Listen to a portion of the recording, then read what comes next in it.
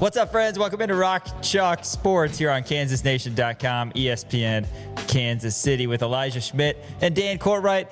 I am Sean Kellerman. Thanks for joining us. Getting your week started. Another packed show for you today. I knew you were going to say that. Absolutely. It is completely a packed show. Packed. We've got all sorts of stuff to talk about. We've got a top 10 Kansas baseball team. Yeah. Oh, my goodness. We're breaking that down here in the opening segment. Next segment, some KU football news. Dan, why don't you give us a little teaser? Yes, Kansas, they landed a 3-star running back commit in the class of 2027. This is a priority recruit for Kansas. They wind up locking him up early. So this is big-time stuff for the future of Kansas football and showing that they're continuing to do it at a very high level. All right, we'll break that down for you next segment. Then we're going to bring on Nick Springer from the Kansas City Sports Network. Haven't talked to Nick yet about Tyron Stokes, so get his thoughts on the addition of Stokes and where he thinks KU needs to go. He says for bigs, he wants rebounders. Well, we've gotten that, and we'll see where he wants on the guard side of things. But certainly Stokes, the offense will run through him, KU basketball, this upcoming season. Dan, what do we have on tap for the Case of the Mondays segment? We know that Jason Tatum didn't play Game 7. They lose to the Sixers and Knicks. Game 1 is tonight in the East semifinals of the NBA playoffs. Joel Embiid, he's out there. He's playing. He's contributing, and he's a big hell yeah, he's contributing at 35 points. He had 32 and 10 and 6. Yeah. You were close. Absolutely. Was it 32? I thought it was 34. So. I think it was 32. I think it's 34. I think it was 32. I'm going to pull this up right now. It was 32. 10 boards. 6 assists and a block for Joel Embiid. How many? It's right here. It is 34, 12 and 6. Really? I shorted him. Oh, my God. I shorted him rebounds, Look too. at that. Bummer. Joel Embiid. Shout out to KU Hoops posting that on socials. Yeah, Embiid and the 76ers are the 7th seed. Kelly Oubre also on that squad. Yeah. Shout out. Former Jayhawk. So they are on to the East semifinals to take on the Knicks, who are like a team that weirdly plays a lot older than they actually are. The Knicks? Like Brunson and Cat and Josh Hart. I mean, they're all old. not that old. I mean, they're all, what, 30? Brunson's probably about my age. I think he's about 27, 28 maybe. What? No, Brunson played 4 years at Villanova. He was there until 2018. Oh, yeah, so you're probably right. He's probably about 30. I bet he's 30. I bet he's 31. Younger. Jalen Brunson is 29. Okay, well, never mind. We were both too off. Karl Anthony Towns 30. is 30. And then Josh Hart's older. Yeah, he's 30, is 31. Yeah. Okay. So, yeah, I mean, but they all play like they're like 35. They win, but are they actually going to win it all? Probably not. No, as long as, I mean, it's one of those death taxes and the Knicks will never win a finals kind of thing. Like, that's one of those, that's lumped in there as well. Anunoby is 28 years old. So, I mean, they're all guys in their prime, but they just they're not like quick twitch guys. No. Anyway, so Knicks and Sixers game 1. Tonight we'll update you on the NBA Finals. It's not like Joel Embiid's a young, spry kid anymore. You know, it's like the process is well over by this point. You notice the process that whole bit has kind of quieted down. Absolutely, yeah. I don't know. Maybe they go on a run, man. That'd be a lot of fun. CB did not have a good season for the Nuggets, and their season came. But he made some money to a close. He did make a little bit of money. His 5-year deal actually starts next year, and some Nuggets fans were not happy with how this year went. On that front. Talking a little Royals baseball, they sweep the Mariners out of Seattle. How about that? The defending AL, and they weren't AL champs, but they went to the championship of the ALCS. AL runners-up. To Toronto. Really good Mariners team, and the Royals went up and got it done, including some heroics from Jack Caglione and some other guys on Saturday night. Lucas Erceg, by the way, all-time post-game press conference. Did I you know. See it? Joel was like really offended. I know, but it's like, come on, Joel. I get it. He said his adrenaline was going. He said sorry for cussing. Yeah, you got to have that fire if you're a closer. Yeah, of course. And Erceg closed it down, got around the ghost runner in the bottom of the 10th. What a win was for the Royals Saturday night. Then we're going to close out the show, updating you on KU softball, some KU track and field stuff as well, records being set on Senior Day, and a little more KU basketball chatter as well. That's all coming up on Rock Chalk Sports. Dan, I couldn't sleep last night. I was so worried on whether or not you had a good weekend. I did have a great. Thanks for asking. I had a good weekend. I had a buddy come back in from Little Rock. He's one of my good buddies. So he's doing this thing where you have a buddy in town every weekend. I know. So here it's always him. It's always Cole. And Cole moved down to Little Rock. He was a football coach for a while. Now he's doing some other stuff, and he doesn't have a lot of friends down there. All of his friends are still up here in Kansas, and he would only come back on major holidays. So now he's deciding that he's going to use some of the lesser holidays as an excuse to come back. So he came back for May the 4th, which is Star Wars Day. The last time he came back was, I think it was Groundhog's Day. There's just, I mean, he Does he has to go where for actual holidays? His family lives in Topeka. Okay. So he comes back and sees his family on minor holidays Man, so this and dude major drives holidays. back to Kansas all the time. Yes, I think but he came back in town and they were all dressed up in like Star Wars stuff, which I was not, but they were, and then we all went out to the bars, and I was like, oh, I'm hanging out with these guys. Man. They all had lightsabers and Classic stuff. thing you do Classic. in your 20s. Yeah, it was great. Went to Louise's West. It was a lot of fun. Then Sunday wasn't feeling great, but I went fishing actually with my fiance's dad and her grandpa. And Really? I caught 2 bluegill. Her grandpa Oh, God. caught a big old Catfish. like 9-pound catfish. Nice. And Where'd you fish? Her family has some land out south of Overbrook. Nice. Little tiny pond. Went out there. What were you and, fishing with? I caught my 2 bluegill with night crawlers. Nice. And I had a minnow on there forever, and nobody was taking Not it. biting? I had literally 2 back-to-back casts, fish, Yeah. with night crawlers. I went, boom. I was like, I'm going to throw this minnow out. Give me a night crawler. Bang. Threw it out there. Bluegill Yeah. right away. Another night crawler. Boom. Did you have Piper help you take the fish off when No, you got it? I hooked? didn't. You No. did it yourself? I can do it by myself. You did it by Yes, yourself? I Yeah, did it proud by of you. myself. Well, I did one by myself, and then the other one, the fish swallowed it. So I had to get pliers, and her dad just took it. Yeah, I was nice. like, okay, fine, you Classic. take it. But yeah, no, that was the extent of what I did this weekend. Helped my mom move some stuff out of my grandma's house, and but relatively quiet weekend. Did a lot of work. Put up some wainscoting in my house, and it does not work. Do you know what liquid nails is? Mm-mm. Liquid nails is like that gun that you Yeah. use that shoots like caulk. Right. Instead, it's like this glue stuff. And so we put that on the back of the wainscoting. We pressed it up there. We held it up there for probably 20 minutes. We were just sitting there with our backs pressed up against it. We come off, and we're like, all right, that should stay. Falls off Yeah. right away. We're like, okay, that's cool. So we don't know what to do now. I'm like very frustrated with liquid nails. I'm sure. Yeah. Liquid nails. All right. Yeah. So now we had to go get nails. Don't What did advertise you with do this. this weekend? Did a lot of family time, man. A lot. Let's see. Friday, we actually went over to 23rd Street Brewery. Shout out to Matt Llewellyn. And I got a little beer flight. And then we Nice. had to leave like 10 minutes after I ordered it because Claire had to go home. So, Sure. but no, it was fun. We went back. Did you get to finish and, after you ordered it, so you didn't finish the flight? I got closer than an average human being would to finish it in the amount of time that I had. I think I left like maybe half of the last one because it was like I had stalled as long as I could. We had to Good go.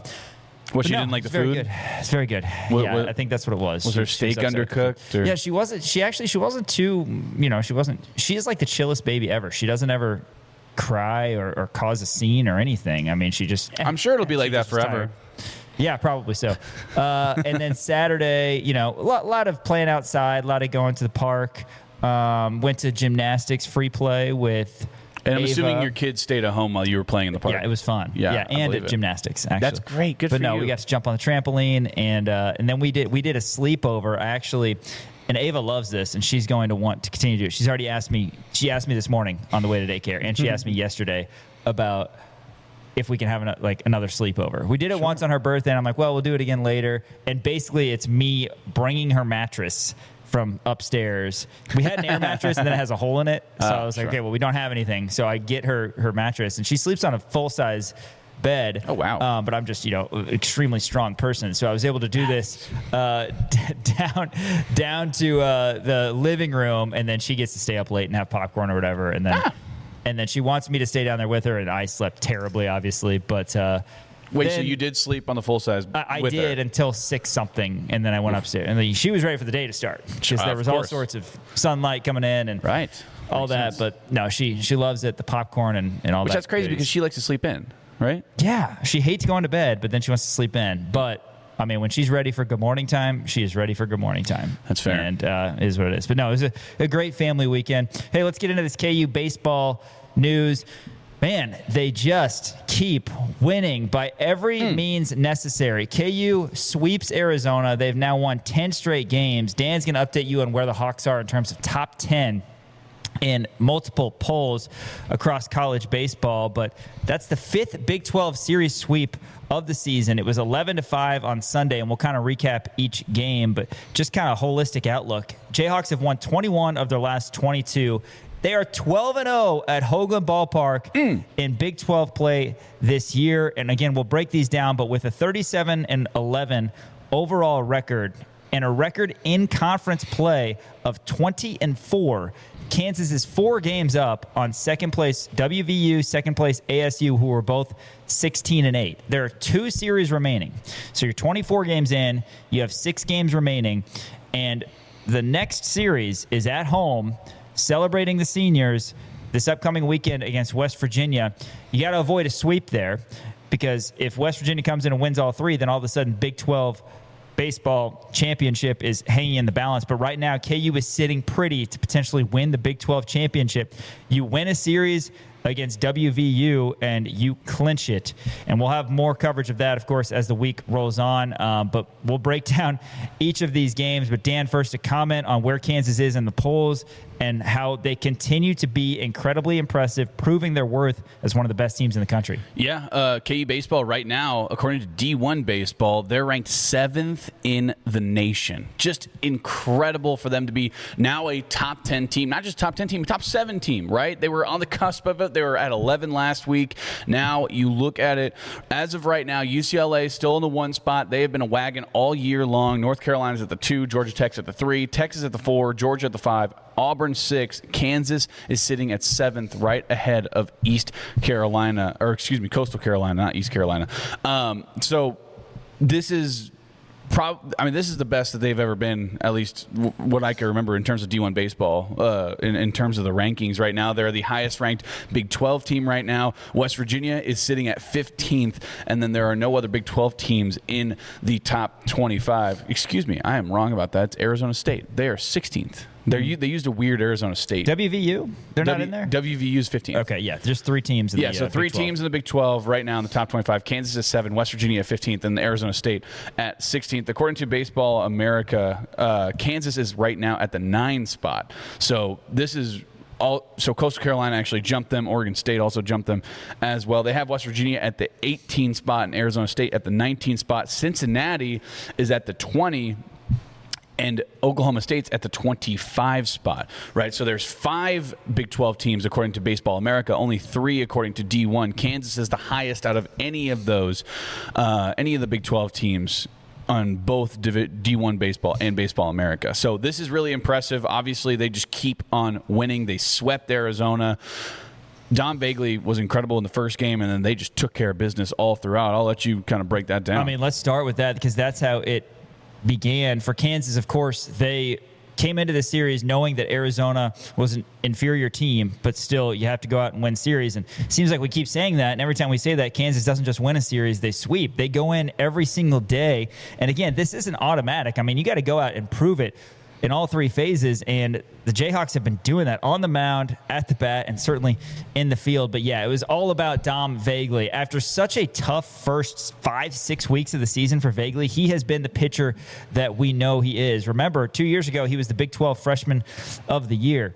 Friday, he gets this series going by throwing his first career complete game. That got KU to an 8-game win streak, 4-2 win over Arizona at Hoagland Ballpark. He also struck out 15 again. The first Jayhawk to throw a complete game also since 2023. It was a pitcher's duel on Friday. Dom Vagley and Owen Kramkowski of Arizona. They were going back and forth as Kramkowski struck out 11 Jayhawks. But each time Arizona scored, which was only twice, Kansas had an answer. Jordan Bach hit a solo home run in the 3rd inning. Cade Baldridge had a clutch 2-run single in the 5th inning. And then Brady Ballinger providing some insurance for KU a sacrifice fly to give Kansas a 4-2 advantage. They eventually would win. It was all about Vagley, though. 9 innings, 6 hits. He gave up 2 runs. Again, tied his career high. He just had 15 a couple outings ago. He gets 15 again, only walked 1. Vagley said post-game, quote, "My arm was feeling good. It felt good going into those last 2 innings, or else the coaches wouldn't have let me go back out there. Everything was feeling good. I felt like all my pitches were working the way that they should," end quote. And Coach Fitz talked about how great Dom was. 15 punch-outs in a game 2 of the last 3 weekends. Dom continued to throw up zeros when the KU offense wasn't on fire against Kramkowski of Arizona. And again, just a different way to win. This time it was a dominant starting pitching outing from Dom Vagley. KU with that Friday night win made it 8 in a row. And of course, on Saturday, the good times kept rolling. Yeah. And then Saturday, Kansas winds up taking the series. It's their 7th consecutive Big 12 series that they have won, extending the win streak to 9 games on Saturday. Spoiler alert, they wind up winning on Sunday, too, so that stretches out to 10 games. But they beat Arizona on Saturday 7-2. They won 20 of their last 21 games after Saturday. Now they've won 21 of their last 22 games.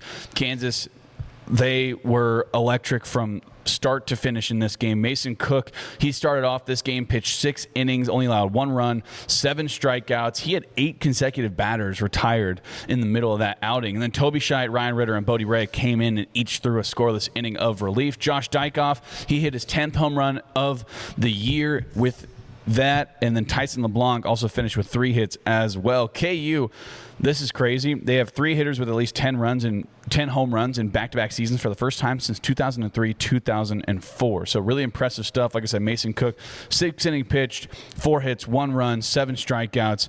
And Arizona, again, they're not a very good program. Obviously, when you look at the Friday, that's when they were going to throw their best stuff out there because they've had so many pitching injuries, so many injuries just in general all throughout their offense and on the pitching staff too. So they threw out their best guy on Friday. Dom Vagley obviously closed that one out in a complete game, first complete game of his career. And then Mason Cook winds up cleaning it up for the 7th straight Big 12 series victory. And then they finished the job as they've done so often. Again, 12-0 at home against Big 12 opponents for Kansas baseball this year. They sweep Arizona. 4 straight sweeps at home against Big 12 teams for Kansas. It doesn't matter if it's a team in the top half of the conference like UCF or the bottom half like Arizona. They've found a way to win. So now, after the 11-5 win on Sunday, Kansas is 37-11, 20-4, as I've said, in conference play. And how about this nugget? KU is the first Big 12 team with 20 conference wins in back-to-back seasons since Nebraska did so in 2000 and in 2001. KU, like I said, a 4-game lead in the Big 12. They've got 37 wins to the Jayhawks. And remember, there's still 7 games to go in the regular season. KU has 37 wins back-to-back seasons for the first time since 1993 and 1994, and this is just the second time in program history.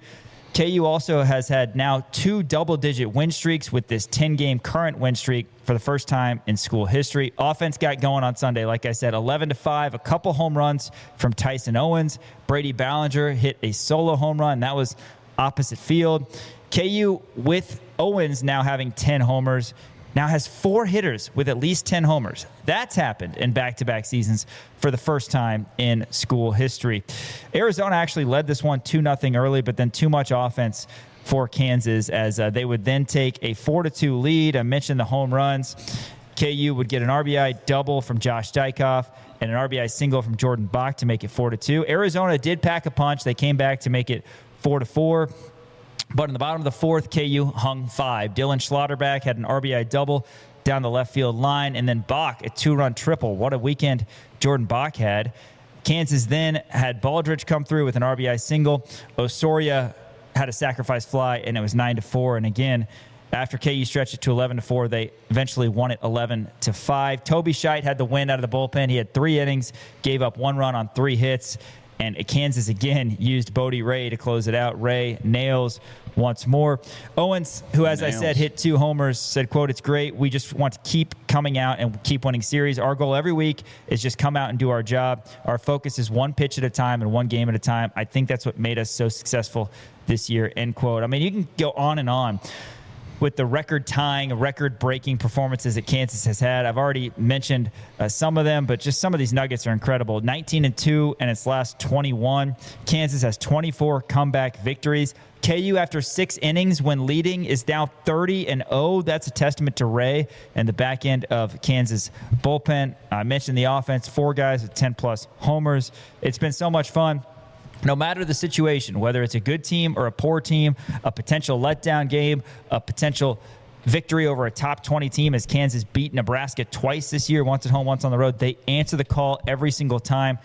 37-11, and next up, before WVU comes to town for a massive series where Kansas could potentially clinch the Big 12 championship and the 1 seed in the Big 12 tournament, they head to Creighton tomorrow night. Charles Schwab Field, of course, that's the home of the College World Series. Yeah, and Creighton, that's obviously going to be a relatively tough game when you go up to Omaha and play against Creighton. They have a really good baseball history out there, but again, I think Kansas is the better team out of them, and then all of a sudden your eyes are set on the Big 12 clinching series against West Virginia. If you're able to steal 2 against West Virginia, you clinch that series. And Kansas right now, they are in the driver's seat. They are 4 games up. It's, when you look at it in terms of that, obviously, I think this Kansas team doesn't really feel that pressure, right? And there's one stat that I want to pull out that kind of shows you that. They have 24 come-from-behind victories this year, right? That shows you the resilience that they have. Whenever they get down, they're never out of it, right? They're not going to worry about, oh, no, we're down by 1 or 2 or 3 runs or whatever it may be. We're out of this game. No, they have that resiliency to be able to, put their foot on the gas, get some runs on the board. The pitching staff has been incredible. They don't seem to be, you don't seem to be able to get in their heads really at all, right? And that's what I think is important about this Kansas squad, is that it's more of the mental stability that they have rather than the actual talent that they have out there on the field, that they're never out of any single game, right? You go up to Creighton, hopefully you win that one, and if not, I actually don't think that's going to affect them very much. If they wind up losing to Creighton, they still are going to be like, all right, well, hey, and it's such a coach speak, player speak, PR kind of thing where we're going to look at the next one. It's like, but that's actually the way that they think. I think we've been able to hear that from all these different guys. We hear that from Dan Fitzgerald of, hey, you essentially just take it one game at a time, and they've been so good at doing that and taking it the one game at a time, where you're focused solely on that game, being able to get back into the game and winning these ball games. 37 wins, 24 of them are come from behind victories. That is so impressive. When Kansas was winning games early last month on the weekend against teams like Utah, Cincinnati, when they were just crushing the ball, we were thinking, okay, this is awesome, but they're winning 13-9, 14-9. Like, is this sustainable for KU to continue to have this offense and overcome subpar pitching? Because that's what it was. A thing that makes Kansas a legitimate contender for not just a Big 12 championship, but a national championship is you get this version of Dom Vagley. And we've been on air ever since Vagley stepped foot on KU's campus, and he was the Big 12 Freshman of the Year. And then last year, kind of a disappointment. Beginning of this year, same deal where it seemed like it just wasn't clicking. There were times, of course, where Vagley was pushed to Saturday or Sunday. Coach Fitz just trying to figure out the right thing for Dom. He's back in this Friday role, and if you want to win a national championship in college baseball, you have to have a Friday pitcher that you can rely on. And yeah, his ERA is still not fantastic. It's not the best in the country by any stretch, but this last month we've seen the best version of Dom Vagley, and that's going to be vital for Kansas to be that contender. Yeah, I mean, looking at Dom Vagley's ERA right now, it's 6.52 overall, but and that's gone down a lot recently. That's the thing. It's like when you look at it comparatively from when he started off the year, was not the Dom Vagley that you needed in that clubhouse. All of a sudden he has really come to, and being able to complete the game, I think, is a big step for him, for momentum, for confidence. Only giving up 2 runs in 9 innings is really, really impressive, right? So Dom Vagley, if he's able to be the Dom Vagley, like I said, that we know and love, and the Dom Vagley that we know can go out there and be that dominant force, Kansas is primed to make a run. And obviously there's a lot of baseball to be played, right? West Virginia is a very good ball club. They're in the top in terms of batting average. They're in the top in terms of pitching. They're in the top in terms of fielding, right? Their RPI is really good. But Kansas just keeps on winning. Yeah, they do, and they've got Creighton tomorrow. Again, that game doesn't necessarily matter in terms of Big 12 standings, but it does matter in terms of Kansas continuing to rack up the wins and build that resume. But as it is right now, Kansas is a fringe team to potentially host all the way through until the College World Series, which, of course, is the final 8 teams. If you're a top 16 team, which Kansas is in really good shape for, then you're hosting a regional. That is looking really, really good for Kansas. If you're a top 8 team, then you get to host all the way, like I said, until the College World Series begins, which would mean you host the Super Regional if you advance out of the regional here at home. 7 games remaining at Creighton, and then a home series to close out the home slate against West Virginia, the other top team in the Big 12, and then a road series at BYU to close out the regular season. How much fun has it been with KU baseball? We're going to continue talking about them all week on Rock Chalk Sports. Hey, more coming up after this on ESPN Kansas City and KansasNation.com. Crown Automotive on South Iowa in Lawrence, our founding partners here at Kansas Nation. Go on by, say hey to Miles Schneider. Fantastic service and sales team over at Crown Automotive. If you're in the market for a new or used vehicle, that's the place to go. They've got all sorts of selections for you. And again, they'll get you in the car that fits your lifestyle. Crown Automotive on South Iowa in Lawrence, or check them out online at crownautomotive.com. Hey, we're going to be joined now in studio by Nick Springer, Kansas City Sports Network. Hey, Nick, thanks for coming in.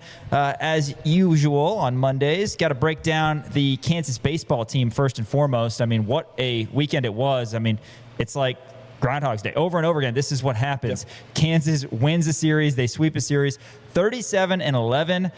All they do is win. 12-0 at home against Big 12 teams. They sweep Arizona, and now a 4-game lead atop the Big 12. 20-1 in conference play, which is absurd. And I think we talked about this last week, but for anybody that is like surprised by this or is like, oh my gosh, KU is suddenly good. Like, no, this has been building. This has been building since Stan Fitzgerald got here. They've improved every year that he's been here. He's obviously done a phenomenal job of instilling his culture and instilling what he wants in this program, and his teams feed off of it. And this season's a great example of that. And this is a team that I get the sense just from talking to some of the players, that we've had the chance to go talk to them, that they have a chip on their shoulder. They don't view themselves as a powerhouse. They don't view themselves as like the top dog. They play like an underdog. And when you have that attitude, this can be the result where you're just able to go out and kind of play loose, play free, and dominate. And obviously Dominic Vagley's been a big part of that as well from the starting pitching perspective. He had another great performance this past weekend against Arizona.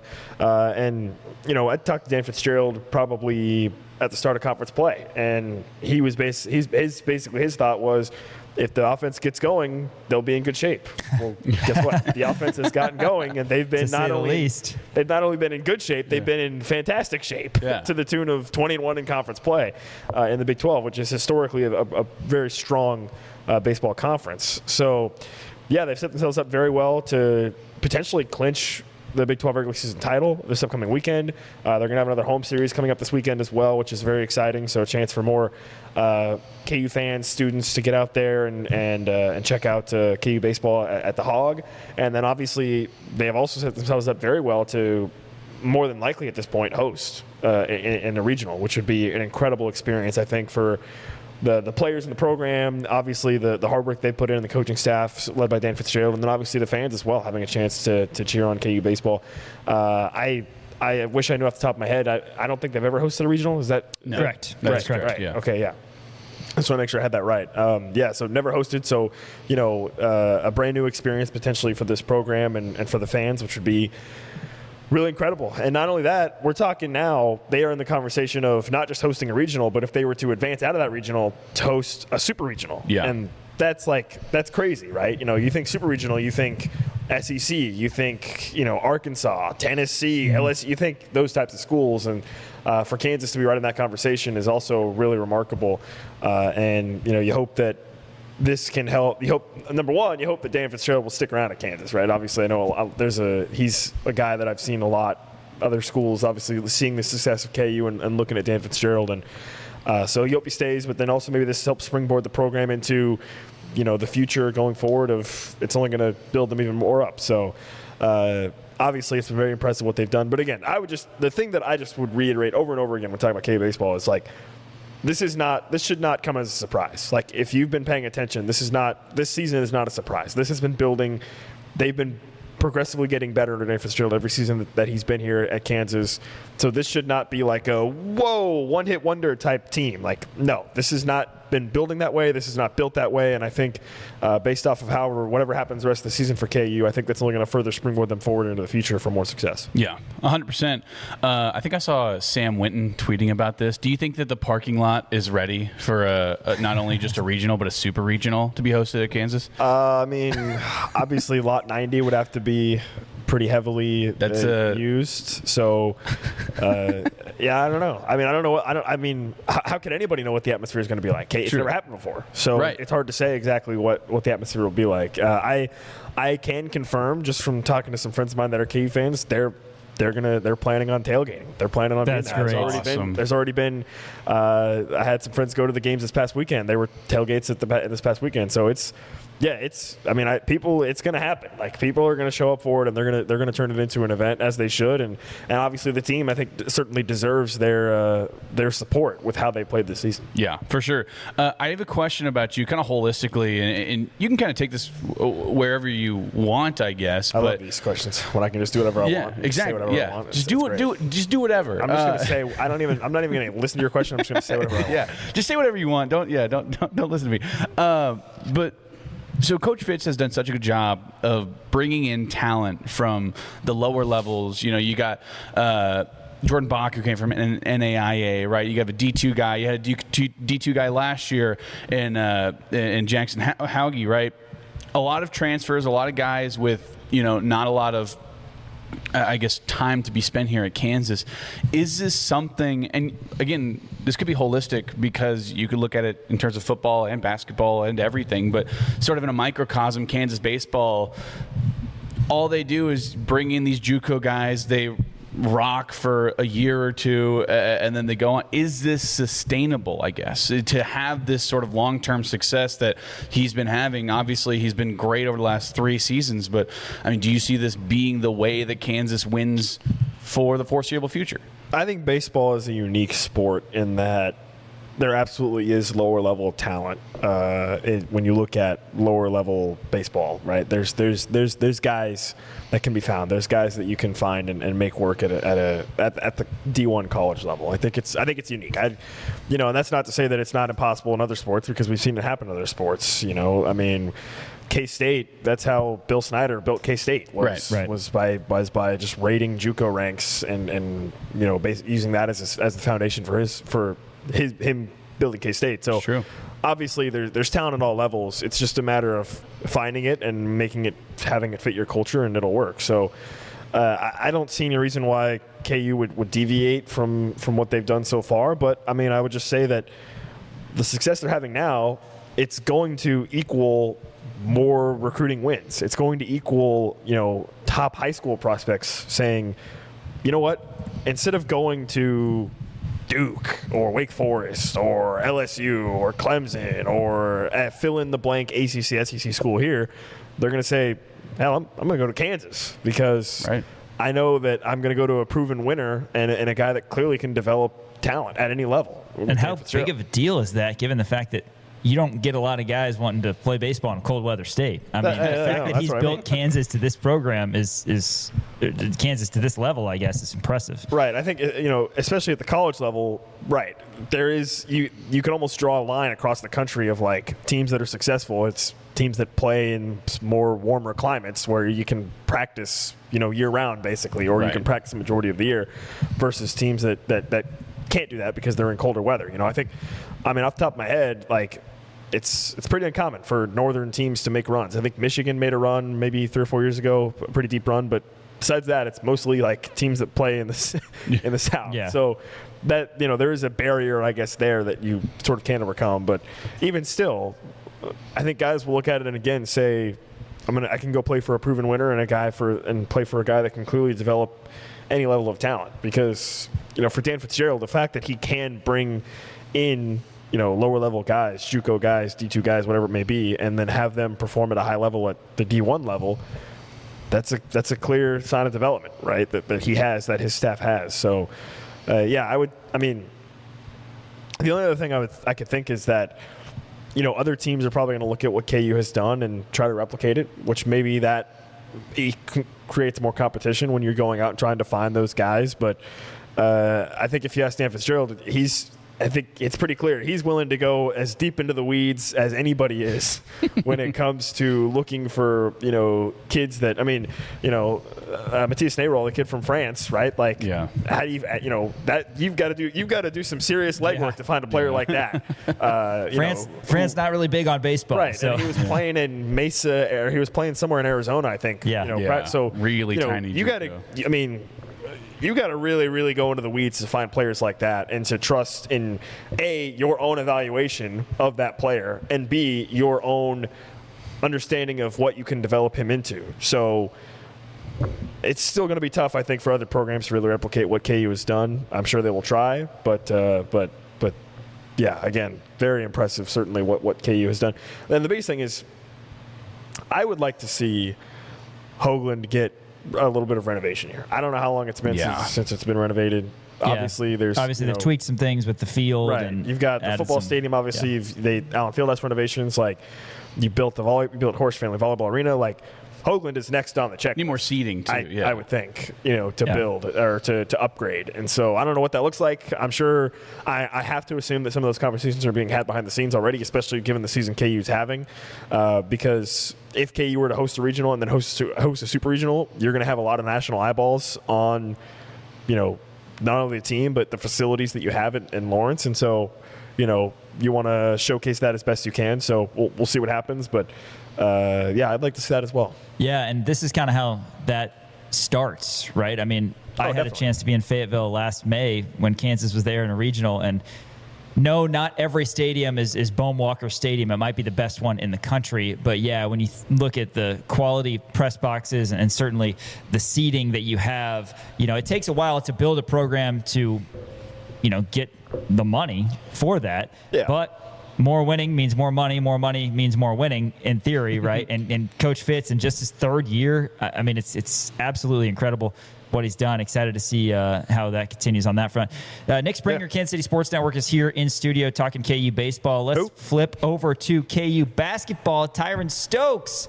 Speaking of who? Last week announces that he will be bringing his talents to Lawrence. Your thoughts on this addition? It was a Tyron Stokes-sized hole, as you said last week, in this KU roster. I thought that was good. It was good. I referenced it a couple times. Straight off the Domski, bro. This just past straight week. off the dome. But yeah, now he seems like the right person to fill that void as he comes in and Kansas. Plug in Tyron Stokes into a Tyron Stokes-sized hole. Look at that. It's perfect. It's perfect. Your thoughts on his announcement and coming to KU? Yeah, well, first of all, the announcement was annoying because they said 5:30 Central Time. Yeah, it was like 5:44. I turn on ESPN and they're running like some highlights of some crap that I don't care about. I don't even know what. Michael Wilbon just would not shut up. So I was like, dude, what is going on? And then, the announcement was interesting in that obviously typically it's like, hey, here's a hat, boom, and then he's got the whole like gift wrapper thing, and then Charles Barkley's like, oh, there's a lot of blue there, and Aaron's like, oh, don't get too excited. It's like, oh, I guess a big blue nation, Kentucky. No, of course not. Then he unwraps it, and sure enough, there is Kansas. So, and then he's in Lawrence the next day. So clearly a guy that wants to get to work, right? I think he and Taylor Kinney were together in Lawrence at Allen Fieldhouse recently. Already presumably getting some work in, getting some shots up, working together. So, it's a really strong addition, I think, for KU, obviously, and the best addition they could have made. We're talking about the number one player in the class of 2026, and KU was obviously, I think we've talked about this for several weeks now, KU was obviously recruiting the transfer portal with Tyron Stokes in mind. They were recruiting the transfer portal expecting that they were going to have a really good chance to get him. And now they've gotten him, the puzzle pieces make a little bit more sense, right, with him on board. And so it's a big addition. He's obviously a really high-level scorer. Some of his best work, when you look at some of his highlights, is in transition. And so it makes me think that this KU team might be poised to be more of a get-out-and-run team than we've seen in the past couple of years with a guy like him in transition, because he's a very, very big physical presence, and when he gets going up and down the court, that's going to be tough to stop him, right? So, and also, he's a really strong facilitator, too, something that's probably a bit more underrated about his game that maybe people wouldn't expect to see from a guy who's the number one player in his class, is that he can distribute the ball pretty well too, which is good as well. And obviously he brings the size, which is going to help with rebounding, something that I personally am a big something that I've had circled for a while is the rebounding. So, he helps out there. I think people will look at his three-point shooting, and I sent this to a text to a friend of mine. I said, Tyron Stokes is not a shooter, but he's not a shooter. Right. Does that make sense? Yeah. He can shoot. He can but he's shoot not it. He can Yeah. shoot, but he's not a shooter, right? Yeah. He can shoot, but he's not a shooter. So, there might be some games where he gets hot and hits a couple threes, but I wouldn't expect him to do that on a night-in, night-out basis. But, KU's already, I think, done a decent job of adding some shooting around him. When you look at Blyden, obviously, Kenny's can be a pretty good shooter. Dawes can step out. Obviously, you have Cole Rosario, who you have to assume is going to take a step forward from beyond the arc and just in general, really, in his sophomore season. So, yeah, obviously, really strong addition for Kansas. You've now got the number one player in high school back-to-back seasons with Darren Peterson and Tyron Stokes. And, I don't know if there's people out there that may look at Tyron Stokes and because of what happened with Darren Peterson may say, we got the number one player, but, what is he really going to do? Yeah. I wouldn't let that blind you, I guess, to what Tyron Stokes is and what he could be. So, obviously he's a guy that you hope to be one of your top leading scorers this year if you're Kansas.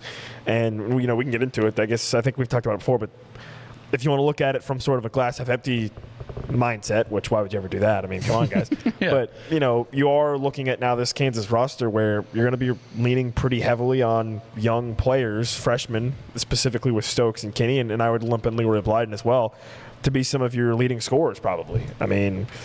Stokes has got to be your number one guy probably. Dawes I like as your number 3 or 4 guy, but if I don't like him any more than that. And so, you're going to be leaning on some of those guys to step in and be really pretty good right away. And I kind of think Stokes is going to live up to those expectations. We'll see with Blyden, we'll see with Kenny, but either way, excited about the addition, and hopefully that puts to rest some real concern about this roster because it looks a lot better now than it did a week ago. Yeah. Nick Springer, KCSN, joins the show here in studio. And, Nick, wanted to ask you another Tyron Stokes question is that you watched the film – you see everything on social media. He's got an edge to him, right? He's got a little bit of a personality, maybe a personality that we haven't seen here at Kansas in probably a long time. I'm sure there's been some guys, Sean brought up like the Morris twins, having sort of an edge to him, right? But he gets in your face. He's a trash talker, right? Do you think that that's something that Kansas has lacked in the last 4 or 5 years? And do you think that that's going to bleed into these guys? That's exactly what Kansas needs, is a guy who is a little bit arrogant, a little bit cocky, gets in your face, right? Are you looking forward to some guy having that kind of edge to him whenever he plays here at Kansas? I don't know. I knew a guy like that, and KU fans hated him. His name was Hunter Dickinson. Well, that's fair. Yeah, but obviously, Hunter The Dickinson. argument that who was it last week? The argument somebody gave against that last week was that Dickinson was more so like that off the court than on the court. Right. Yeah. Well, I think the other difference with Hunter Dickinson is Hunter Dickinson was the guy that liked the spotlight on him when things were going well. Right. And when things were not going well, he didn't like it as much, or he wasn't, it wasn't as good for him then. But, yeah, no, I look at Melvin Council didn't really have maybe the same type of edge that you're talking about, but, he was a loud player. Right? Yeah. He was so at Melvin Council last season. But, kind of going back to Darren Peterson, I think that was probably what frustrated a lot of people about Darren Peterson is like he was so even-keeled. He was so, emotionless and so, I guess stone-faced with about everything that he did that actually made people mad, that he wasn't showing emotion, that he wasn't getting mad, that he wasn't, getting fired up because he was dealing with, people would say, well, he's just sitting on the sideline with no look on his face. Like, what's going on with that? So, so it ended up being a source of criticism. Typically you think about having a player who's very even-keeled and doesn't get too high or too low being a good thing. And it actually ended up being a bad thing for Darren Peterson. People got mad that he wasn't getting mad. It's like, I don't know, what do you want here? But no, I do think with Tyron Stokes, you are getting a guy that is going to bring a little bit more of that extra competitive fire. That I don't know that I would go so far as to say that Kansas has been missing that, but they maybe were missing it from their number one option, if that makes sense, in the past couple years. Whereas you expect Tyron Stokes to be number one option, and you expect him to have that fire. But yeah, it should be a fun team because you think about Tyron Stokes, you think about him having a real personality to him. And then you think about Taylor Kinney, the inventor of the 6. Yeah, right. You That's know, a good I mean, brand. Taylor Kinney's maybe he's bigger on social media than he is on the basketball court. Right. You know? So you're gonna have some fun things, I think, to cover with this team with those two guys, just with those two guys specifically. So, yeah, I mean, I don't know that KU's been missing it, but again, maybe they've just been missing it from like the number one guy the past couple seasons. So I'm excited to see him out there. I think he'll definitely bring that competitive fire, and hopefully that's channeled in a positive way. And Bill Self always says, he's said it many times in the past, that he'd much rather have to reel a guy in than try to get him fired up. I think Stokes falls in the category of you might have to reel him in sometimes. Right. But again, that's not always necessarily a bad thing. Yeah, Coach Self likes those guys that got a little bit of an edge. And again, the other part about that is it's not just having an edge, it's having the talent to be that guy, right? Because we have guys who have had, a little bit of a cocky attitude or anything, but can't always back it up. And Stokes has the talent, clearly, to do that. I don't know if you want to comment on Grant Mordini being added to the KU roster. He's a guy who provides some depth at the center position. Then I know Dan wants to ask you a Chiefs question, but also KU football gets a commitment from Trey Stewart, a 3-star running back out of Arkansas for 2027, as I said. So thoughts on either of those guys? Yeah, for Grant Mordini, they changed the rules, remember, with basketball rosters. It's 15, hard cap, 15 players, right? What that means is you're probably going to have, at least 2 or 3 or 4 guys that are end of your bench guys, that are guys that are going to be your scout team guys, that are guys going to be, your practice squad guys, basically, that are going to try to challenge, your front of the roster players. So I think Mordini's a good addition to that because he's a big body, he's a big size, which is going to help again if you're scouting teams with size or practice and whatnot. So yeah, I think. You don't want to. I mean, people may overreact and be like, "Well, what's Kansas doing with you?" It's okay. It's okay. You're just getting some back end of roster guys that you need for practice purposes, so that's fine. For Trey Stewart, good commitment for KU. The thing about KU football is this time last year they had like 15 commits already. Right. It's been a much much slower cycle for them. Both in-state and nationally, and so you hope maybe this gets the ball rolling. May is obviously a huge month for them. They have a lot of official visits in May, and then you get into camp season in like June and whatnot. So, they'll probably ramp things up here, I would think, over the coming month to 6 weeks, and start to add to their commitment tally. So, not overly concerned about that. I think last year was a little bit more different in that you got so many commits early. This is probably what you would more expect, which is you start to ramp things up as you get into the summer, especially with now the transfer portal dominating so much, I think, of the focus in December and January, basically, and into February, really, too. So, but, yeah, I'm the running back position is maybe the position I'm most excited about for KU. Not only in terms of 2026, but in terms of the future. I mean, you think about a guy like Corey Mockery, who looks like he's going to be a bona fide star in the coming season, coming couple years, right? So, Justin Thurman, Joe Kelly, they've got guys that I'm excited about, and so that should be a huge, recruitment pitch for them, and it shows that maybe he has been with getting Trey Stewart. Yeah, for sure. Nick Springer. Oh, you want to talk about the Chiefs, right? Yes, I was going to say one thing I don't want to talk about. Yeah, absolutely. Well, I was going to ask you because you are our Chiefs insider, I'm not a Chiefs insider. You were telling us beforehand that you and Patrick Mahomes are like literally like this. Like you guys carpool to work, right? Right. Is that right? You were roommates at one point. I mean, you and Patrick Mahomes go way back. Yeah, people know this, but I actually went to Texas Tech. Yeah, I didn't go to KU, I went to Texas Tech. Yeah. You guys were tight. Yeah. I saw a report today that said Patrick Mahomes is on pace to participate in OTAs. Okay. As a fan, are you wanting him to even start off week 1? Or, I mean, because I'm at the point where I go, whoa. Okay. We got to back the bus up here for a minute. There's a huge difference between participating OTAs and starting week 1. Well, sure. Those are the two polar opposite things. But so the question is, if he's able to start week 1, do you still, if you're the Kansas City Chiefs, do you still maybe sit him for a couple more weeks just to play it on the safe side? Because do you try Nussmeier? I mean, do you throw Nussmeier out there week one? See what happens? You think Justin Fields is a better quarterback than Patrick Mahomes? Bro, what kind of drugs are you on? That's you panicking in my comment. No, it's basically I just want to be I want to be very careful, right? Because he is Patrick Mahomes, because we have so much money in him, and because he is literally this entire franchise. You know what I want to do, Dan? If you don't want to rush it, is what I'm saying. You know what I want to do, Dan? I want to win football games. All right. You know what helps win football games? The best player to ever touch a football playing football games. I understand that, but do you want to play it safe? No. You don't want to play it safe at all. If he's ready to play it. I'm saying if it's a coin flip, if he's going to be good week 1, or if he will be ready by week 4 or 5. I'm not a doctor. I just sometimes play one on the radio. Sure. But that's not my call. I don't know. All right. But if he's ready to play him. If he's good to play him. All right. I just didn't know. I love that breakdown. Well, so we need to back things up here for a second. Sean thinks that Justin Fields should win the starting spot over him. We need to back things up here for a second because you're a big Justin Fields guy. When you say, Dan, and this is what I love about NFL and reporting in general, is there's a report. Patrick Mahomes is going to participate in OTAs. What the hell does participate mean? Yeah. Does it mean he's going to jog out there and like throw one pass and then that's it? Right? Like it's absurd. Okay, so don't just relax. It's going to be okay. But I'm nervous. Yes. I don't want to get hurt again. My precious angel. He needs to come back and play as soon as possible. I mean, I don't know why there should not be any other take besides that. I don't think. Fair enough. It's Patrick Mahomes. All right.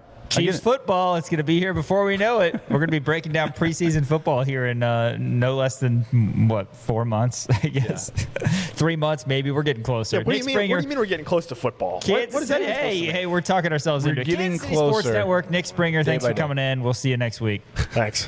More coming up. ESPN Kansas City and KansasNation.com. Welcome back. Rock Chalk Sports, ESPN Kansas City, KansasNation.com. And those flaming hot Funyuns.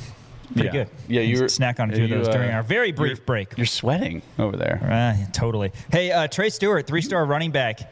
Dan, tell us all about him as he will be joining the Jayhawks. He goes to Twitter, announces it. Rivals had it. Like Nick was saying last segment, KU building up a little bit of a pipeline on the running back side of things. Yeah, it's going to be really nice to see, right? Trey Stewart, a really solid player. He's 6'2", 205 pounds, 3-star athlete, had a lot of Division I offers. If you look at it, he had offers from Miami, Oklahoma, Ole Miss, Penn State, South Carolina, SMU. I mean, the list goes on for this kid. And a lot of Power 4 offers, a lot of high Power 4 offers too, especially when you look at like Miami, Penn State, right? Those are football powerhouses. He decides to commit to Kansas. This is a massive get. Out of Little Rock, like I said, 3-star kid, really nice size. Stewart said, according to 24/7 Sports, Kansas felt like the right place for me because of how much I love Coach Wallace and the staff, how much love Coach Wallace and the staff showed from the start. They made it clear they were all in on me when I visited. It honestly felt like home. That's when I knew it was where I wanted to be. So this is absolutely massive. Kansas, they wound up, he took an unofficial visit here in mid-April.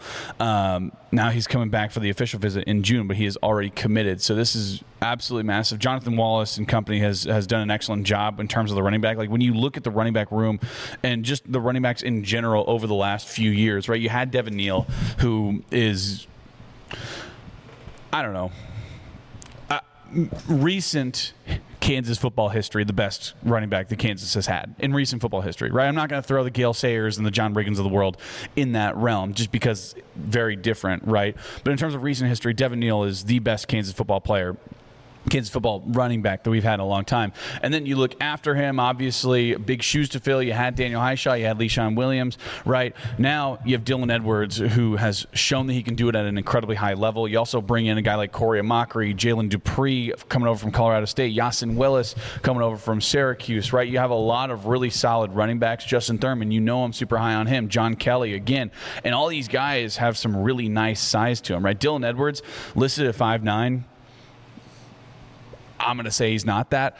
But Corey Mockery, 6 foot. Jalen Dupree, 6 foot. Yasin Willis, 6'1", 225 pounds. Right. John Kelly, 6'1". Justin Thurman, 6 foot, 204 pounds. I mean, you have a lot of really nice size in there. Now, the only thing about it is that you also whenever Trey Stewart does come in, there's going to be some young guys who are going to be fighting for some playing time, right? And it was the same thing last year whenever you had Harry Stewart, you had Johnny Thompson, right? Those guys wind up transferring out. I get that. You can't expect all these guys to stick around, but I would imagine, you're probably going to have Dylan Edwards for one more year if he decides not to go pro. He is good enough to probably go pro, and if he has a season that we think that he's going to have, probably going to be looked at in the NFL draft. But again, he's only going to be a junior this year, so that's important to know. Corey Mockery, again, only a freshman this year, right? You have Jalen Dupree, who's a redshirt sophomore. Yasin Willis, redshirt junior, right? So these guys, I was going to bring up to you. I mean, you don't have a senior in that running back room right now. You don't, and you have a lot of guys that you think could potentially contribute. I mean,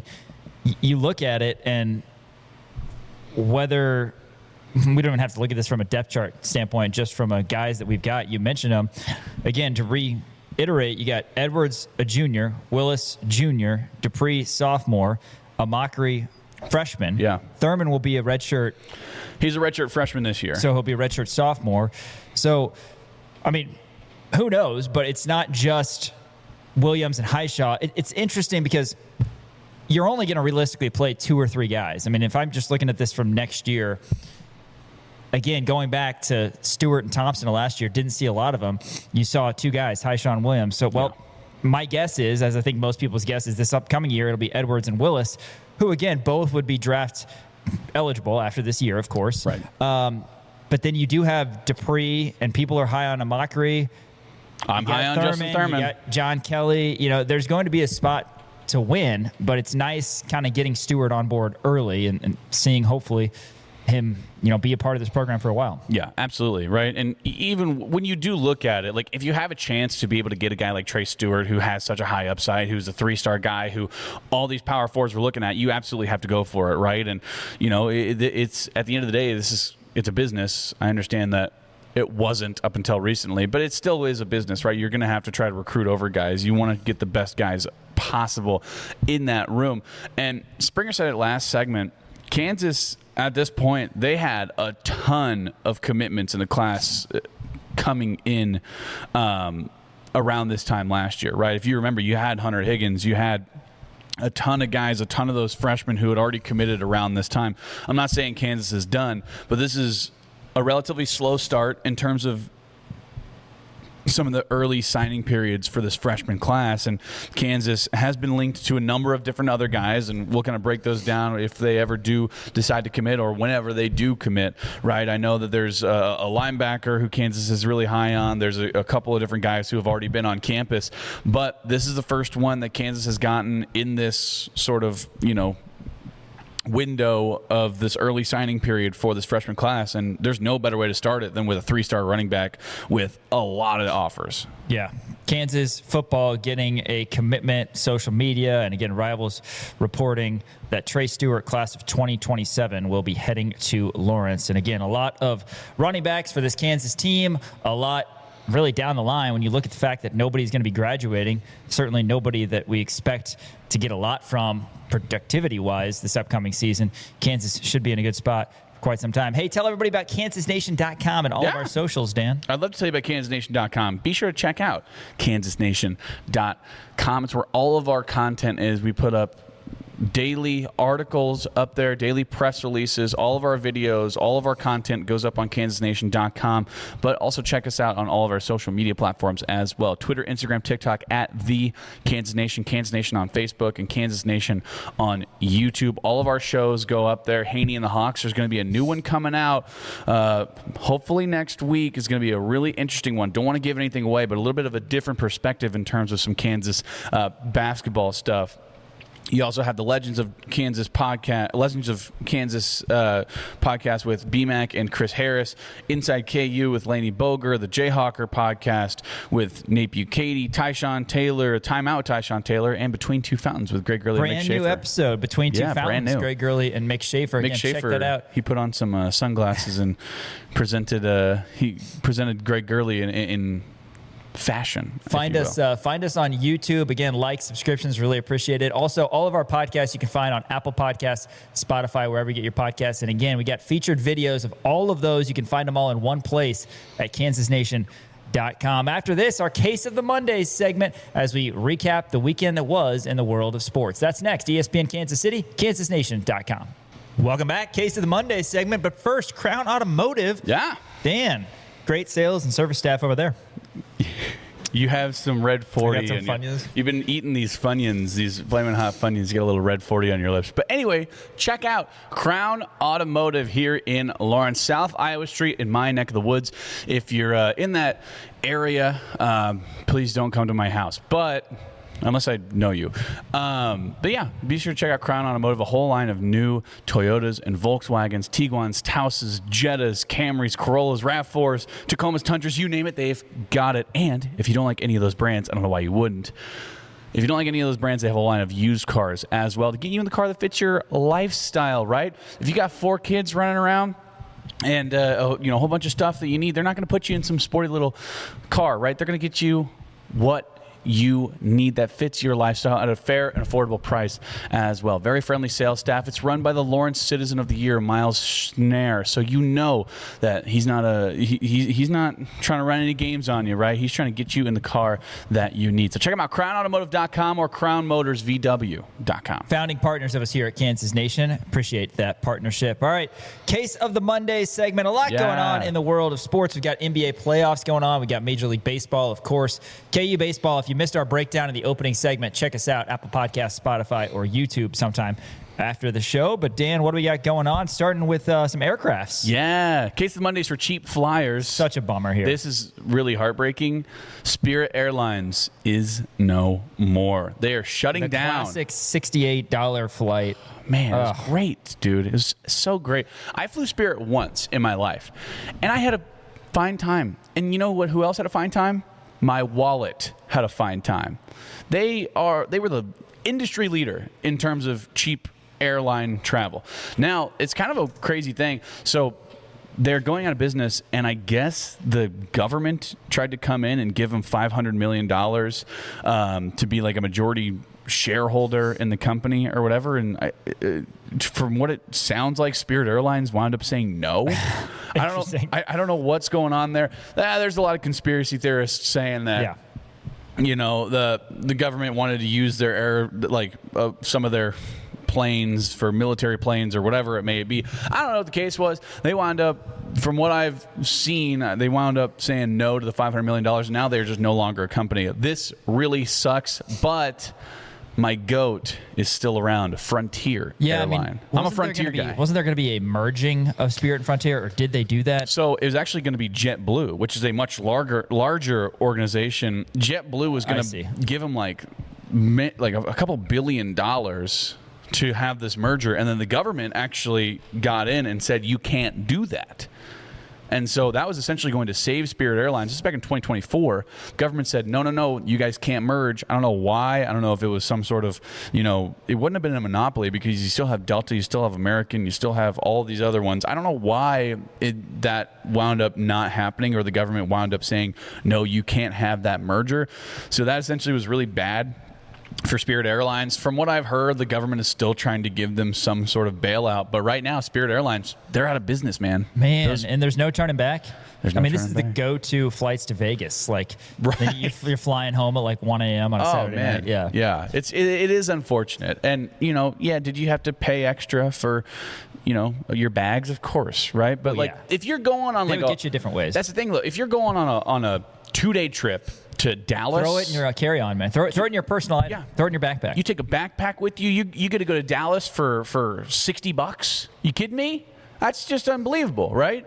So it is really unfortunate. I don't know why. I haven't read too far into it. I don't know what the deal is with the $500 million buyout and why it fell through. That's what I'm hearing, is that Spirit Airlines wound up saying no. I don't know why they would have ever done it, but yeah, it's really unfortunate. But again, I'm a Frontier guy first and foremost. I've flown Frontier more than I've flown Spirit. I've flown Spirit once, Frontier maybe 3 or 4 times. I'm a Frontier comparable prices. Yes, I would say. Yes. So I've flown Frontier once, and it was actually from Vegas to Denver. I think I had a weird bachelor party, and then had to go to a a wedding in Colorado, I think, and it was a weird, like, I had to cut the bachelor party short and then go over. I don't know, but I remember not feeling amazing on that flight. Yeah, no, a little bit, maybe a little bit more turbulence. The seats are made of cardboard. There's that, that's also not great. But Spirit Airlines, by the way, they've been around for I want to say it was like 34 years. Not a single crash. Really? Everyone talks trash on Spirit Airlines. Good for them. Everyone's like, oh, they're the chill. You're not going to be. They never had a crash. All right. Good for them. Yeah. That's an unbelievable Case of the Mondays for safe flyers as well. Yeah. All right. What else we got here? Case of the Mondays. Case of the Mondays for special teams haters, because in the CFL draft, guess who went 1-1 overall? A punter. Ooh. A punter goes 1-1 overall to the Renegades.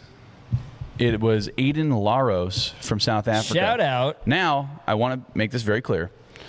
I looked at this. I said, this is awesome. And then I did a little bit more research. Turns out it's actually the CFL Global Draft. So they do a different draft aside from the CFL draft. They do a different draft where they do global players. You got to select literally anybody who's not from the USA or from Canada. It's non-Canadian, non-American players. Yeah. Most of them makes a little bit more sense. Going to be so how many players were taken on this?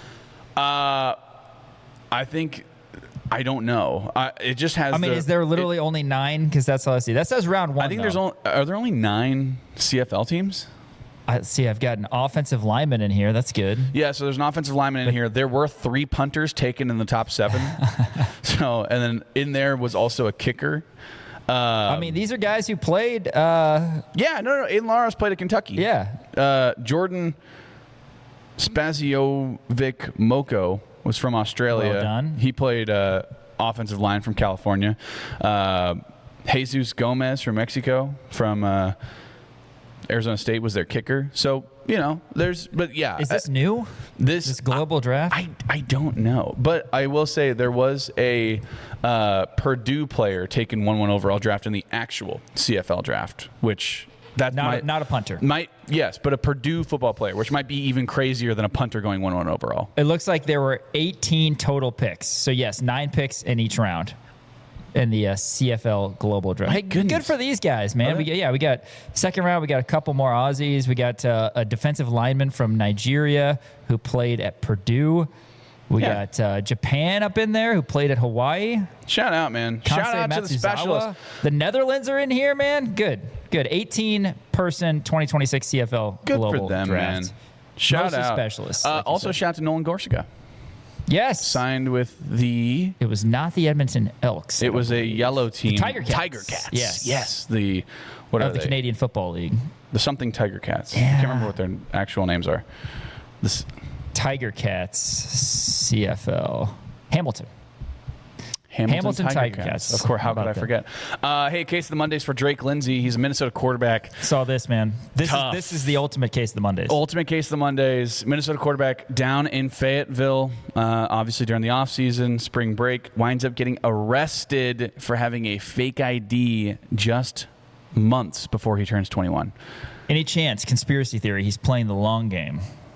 How so? He wants people to think that Arkansas is trying to get him. Ooh. To get a little bit higher NIL that could be. Up in the Twin Cities. That could be. Maybe. He's more likely he's in Fayetteville to party. I would imagine that is the case. But I knew I'm going to redact their name because just for the sake of this, I knew somebody who wound up getting an MIC. It wasn't me, by the way. I knew somebody who wound up getting an MIC 9 days before their 21st birthday. What's it? About what's a week. Consumption.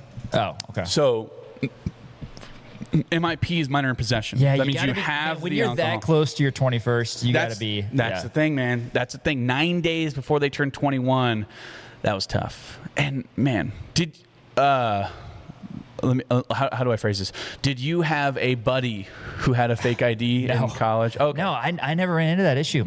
Okay. I didn't. Never ran into that issue. Okay. No. Neither did I. I did have some actual friends who had fake IDs. Right. Yes. Okay. I got you. Right.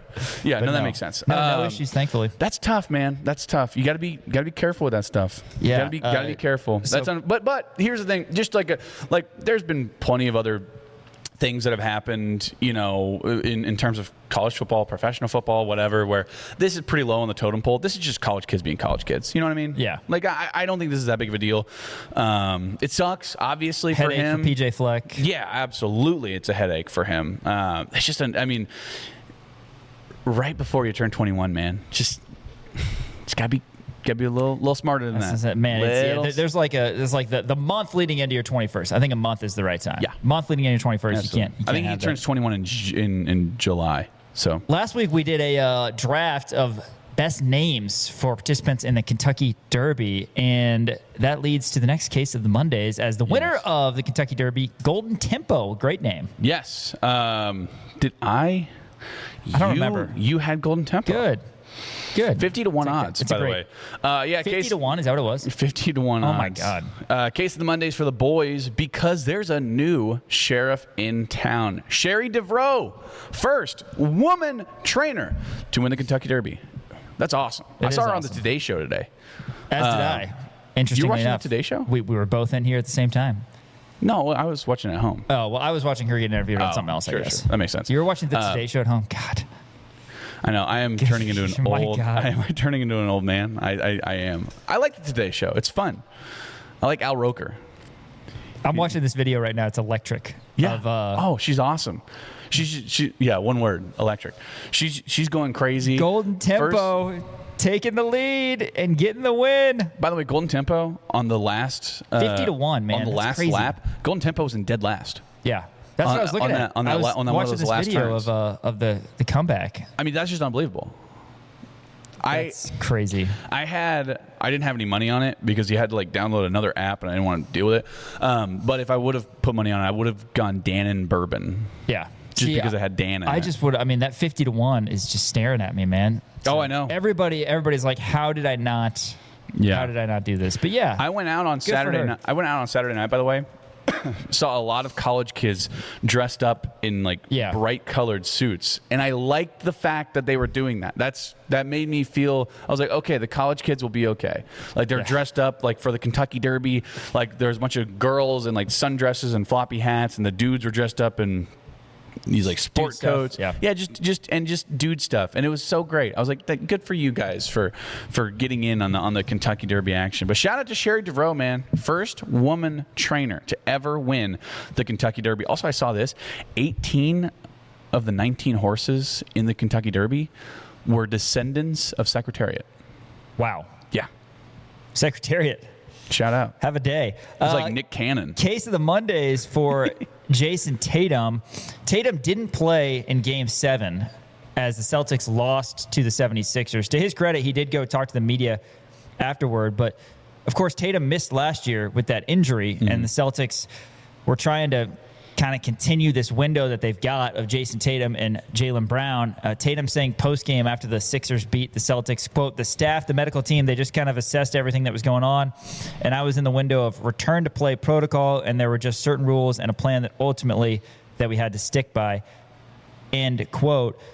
Tatum, again, was out with that Achilles injury last year. This time it was a knee problem, left knee stiffness. He was initially listed as questionable. Usually if that happens going into a Game 7, the best two words in sports, you're thinking, oh, well, he's a superstar. He's going to play.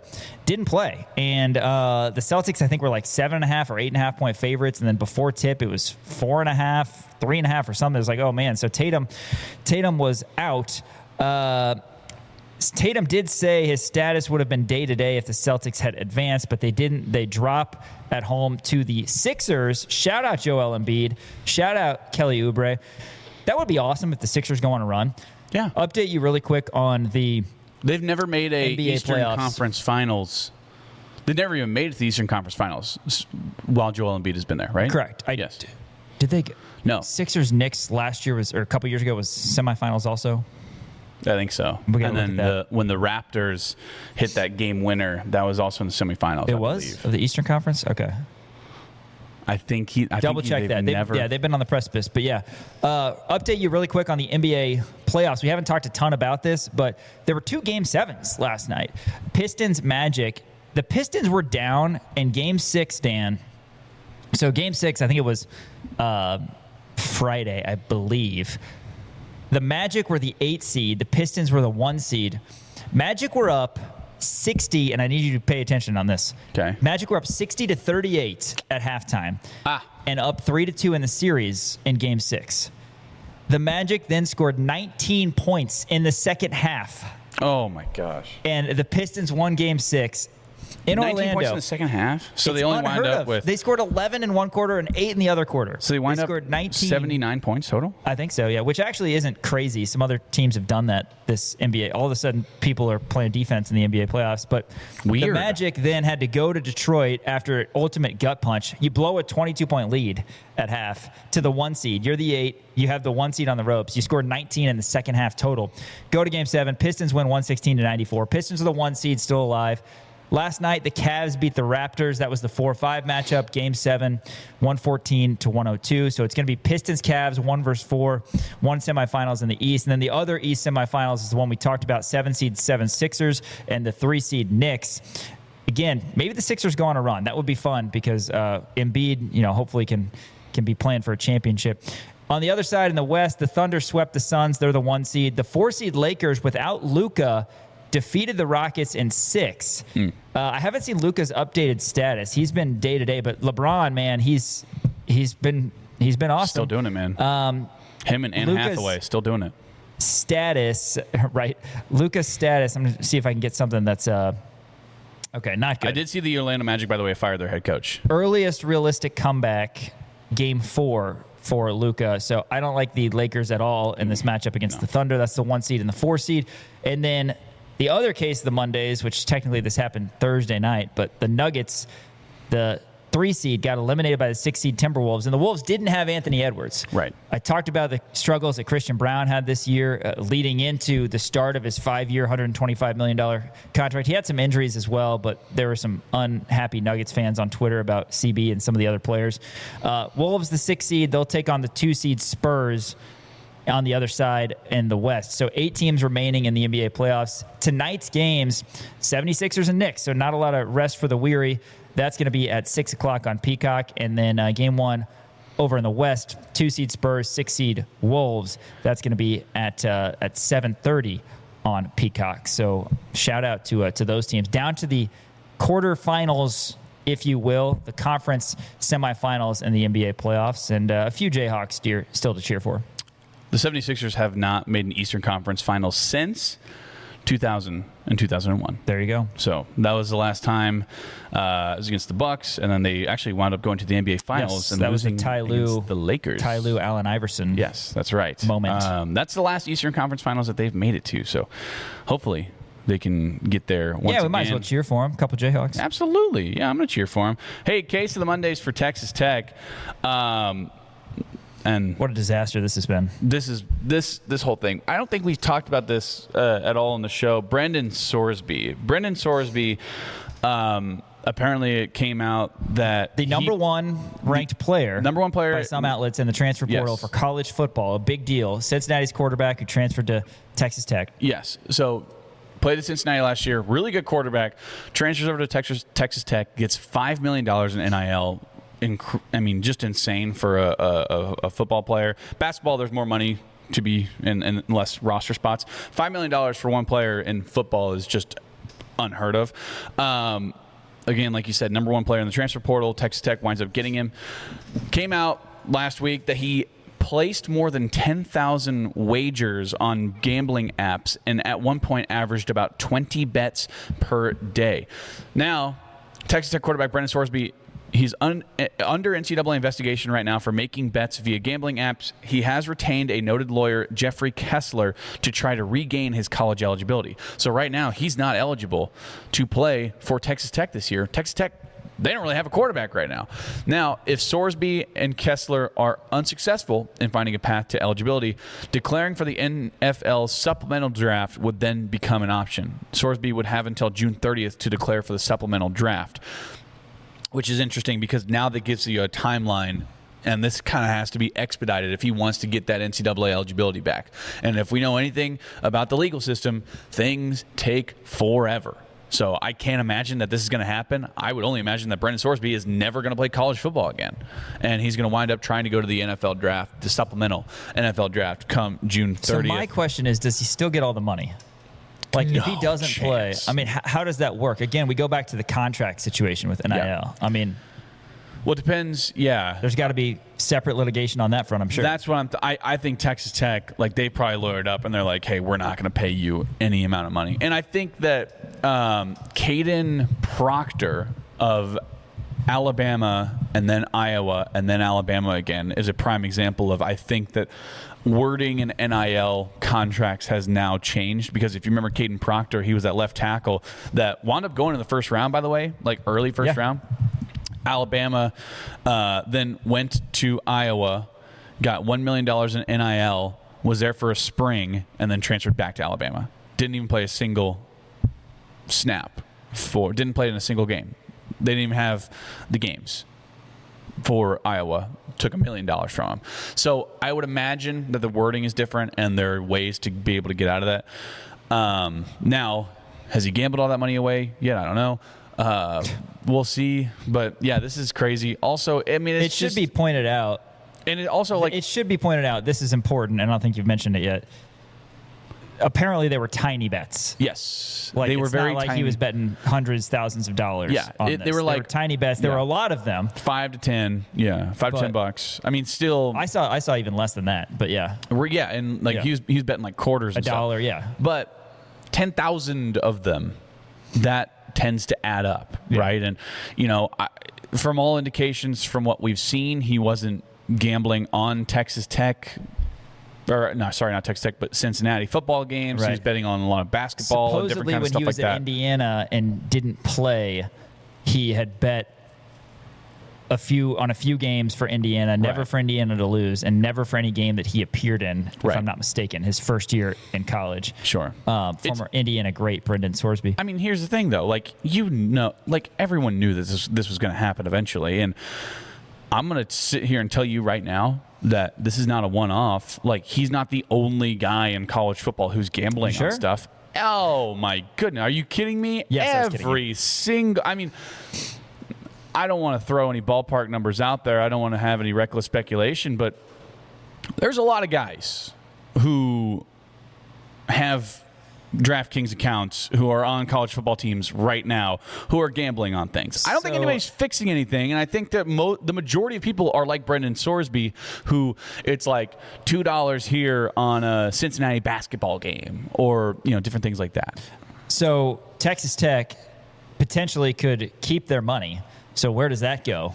Right. I mean, they're going to have that money, and I'm sure they'll find a way. But they do have actually a really good backup quarterback. We saw him last year in Will Hammond. Yes. But yeah, that would be a major disappointment, and it's kind of trending that way to where Sorsby's not going to be able to play, and maybe he'll indeed have to go to the more standard professional ranks, NFL. Now I have a question draft. for you. Does the Drake Lindsay thing look as bad now? Right. I mean, the Drake Lindsay thing didn't. It's not great. I'm He got not arrested. condoning it, but it didn't look like that big of a deal. Like Yeah. the He did get percentage arrested. of people doing that are significantly higher, I would think. Might be about the as same. long as nobody got hurt, right? Malik Willis is on here to close it out. Yes. Oh, I saw this. This case is of minus for brutal. Malik Willis. So Malik Willis is now the Miami Dolphins' presumed starting quarterback. Winds up going to a Miami Marlins game. If you're a throws out the quarterback- honorary first pitch, soars it. What would you say? 20 feet over if you're the catcher's a head? quarterback, you really don't want that to happen. Any other hit- position in any other sport, Yeah.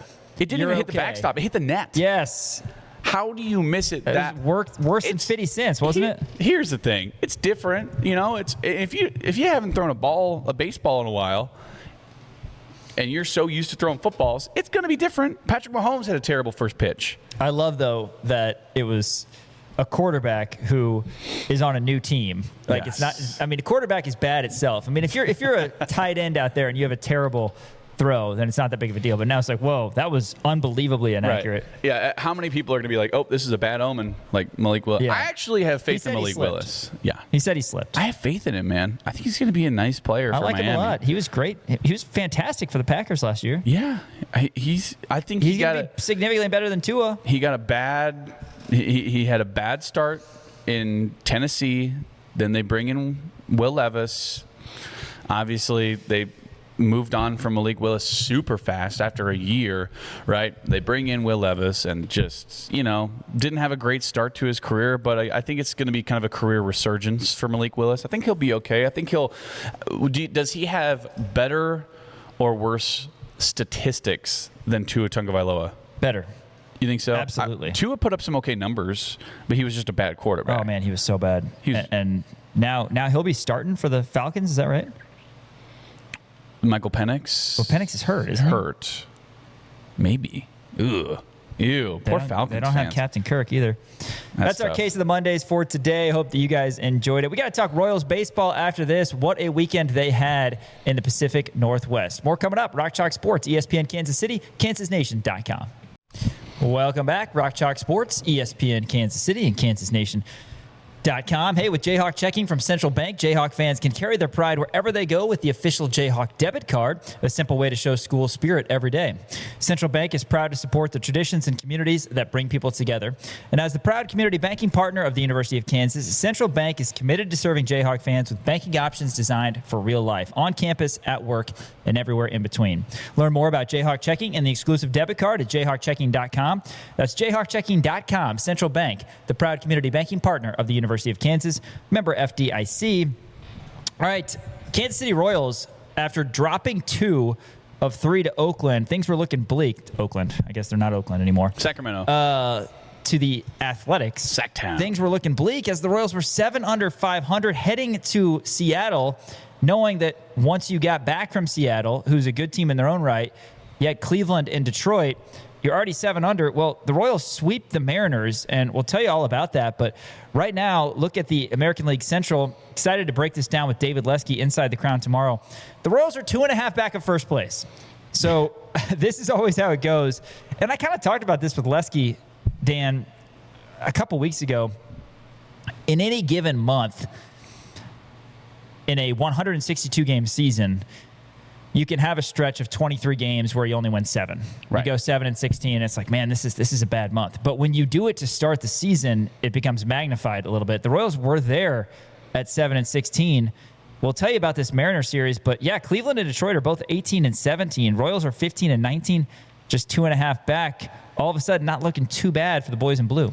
I think the thing that gets overlooked as well, right? You had the 2 games that you lost in a row to the Sacramento A's, 5-2 and then 6-3. But the Royals have won 7 of the last 9. And also, for what it's worth, the rest of the American League's no good either. The Royals are 1 back of the wild card. That's right insane. now, the Blue Jays have a wild card spot at 16-18. I mean, it is just unbelievable, right? And Detroit, I mean, you look at the AL Central, like you said. Detroit, they're 18-17. Cleveland, they're 18-17 right now. They're both tied for first place. They're a half a game? No, 1 game up. 1 game over 500.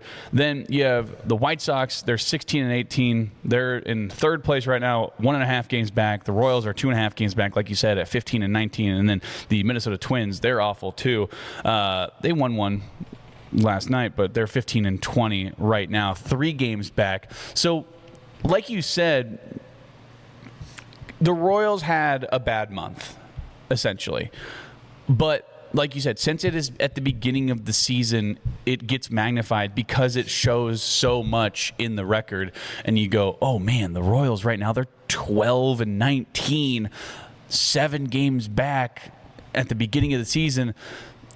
You can't help but be like, well, that win percentage, that's what it's going to be for the rest of the year. That's not necessarily true. And then with the way that the pitching staff has been, and we can kind of break that down more, but like Lucas Erceg was incredible over this past weekend, right? Just the entire pitching staff I thought was really, really good. They held Seattle to, well, they gave up 6 in the first one, then 2 in the second one, 1 run in the third game against the Mariners. And the Mariners are a good damn team too. Yeah, let's kind of recap those games. The Mariners had one of their best pitchers, Brian Wu, who's Ric Flair's favorite player. He gave up 4 runs to the Royals in the top of the first. So the Royals immediately on Friday night setting the tone. Pasquantino had an RBI single. Salvador Perez had a 2-run double. Isaac Collins had an RBI double. It was 4-0. Julio Rodriguez would hit a 2-run homer in the bottom of the first. It was 4-2. And eventually, Rodriguez hit another homer to tie the game at 6 in the bottom of the 7th. But in the 8th inning, Lane Thomas, who is becoming Mr. Clutch after taking so much heat early in the season from Royals fans, He had the game-winning RBI single, bringing in Perez, and the Royals would close out a 7-6 win. Cole Reagans went 5 1/3, gave up 4 runs on 4 hits, did have 8 strikeouts, but gave up 3 homers. Daniel Lynch got the win despite giving up 2 runs in 1 inning, but Lucas Erceg had a perfect 9th with a strikeout to close it out 7-6. In that game, the Italian brothers, Vinny Pasquantino and Jack Caglione, both homered, and the Royals won 7-6. Caglione, he's having a good season. I mean, he's been quietly as consistent as anybody in the Royals lineup, and that was a nice win to set the tone Friday. Saturday's game was really weird, right? So it goes into extra innings. It goes into the 10th. Kansas City wins 3-2. Emerson Hancock was unbelievable. He had 14 strikeouts in this game. And the Mariners, before the game, honored Randy Johnson. Yeah. So they have their current player, Hancock, go out, and, he was just setting them down. But the Royals were hanging in. They were hanging in. By the way, it is weird. So I think that there's only 2 jerseys that have been retired by the Mariners. There's 2 51s. Randy Johnson and Ichiro, both of them were 51. I don't know if that's the only 2, but I know that there's 2 51s. Well, there's 2 51s at least. I have an interesting stat on Saturday's game. The Royals on Saturday were the first team in Major League history to walk 0 times, strike out 17+ times, hit 0 home runs, and win. Yeah, it doesn't seem like the recipe, right? No, it does not. But that's the thing, by any means necessary. And at the end of the day, what is it? It's the final score. And again, the Royals got it done in a different way. Maikel Garcia, an RBI double to tie this thing at 1 in the 3rd inning. Royals got down 2-1 again against Emerson Hancock. Really weren't able to do anything.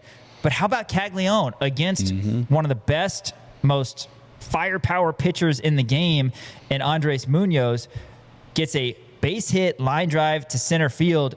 J-Rod misplays it. It goes through the wickets all the way to the wall. Caglione ends up at 3rd, and then Maikel Garcia, actually the Royals couldn't get him in, which was classic. It's classic. Yes, that's what I wanted to say. I tried to not, but he's on 3rd with less than 2 outs after the biggest break ever, and the Royals can't get him in. Classic, but it's okay. We go to the 10th inning, and the Royals get one in as Michael Massey steals 3rd and then scores on a Maikel Garcia sac fly. Of course, Massey was on as the ghost runner in the top of the 10th, so the Mariners get that ghost runner too. So it's still, 50-50, but Erceg comes in, and he is able to knock down the Mariners without giving up that run. The last play was incredible, both by Garcia and Pasquantino. Maikel had to back up on a ground ball from J.P. Crawford, threw a 1-hop to Vinny, who picked it to close it out, and that was the Erceg press conference. Retired the side in the 10th, man. He said his adrenaline was going, and he said a couple of that Friday night, or that the closer, that Friday night college baseball type mentality. Yeah, we're on ESPN Kansas City right now, so I can't repeat what Lucas Erceg said, but it was an electric. I was going to say one word to describe it. One word. I can think of a few. 3-2 Royals over Mariners Saturday, and then Sunday the good times kept rolling. They got down 1-0 to the Royals, but behind a strong outing from Chris Bubich, they win 4-1. In the 4th inning, the Royals hang 3. They got the bases loaded. Carter Jensen walked with them loaded to drive in 1. Caglione grounded into a force out, and then Collins a sac fly. So again, I mean, classic Royals. You load the bases with nobody out.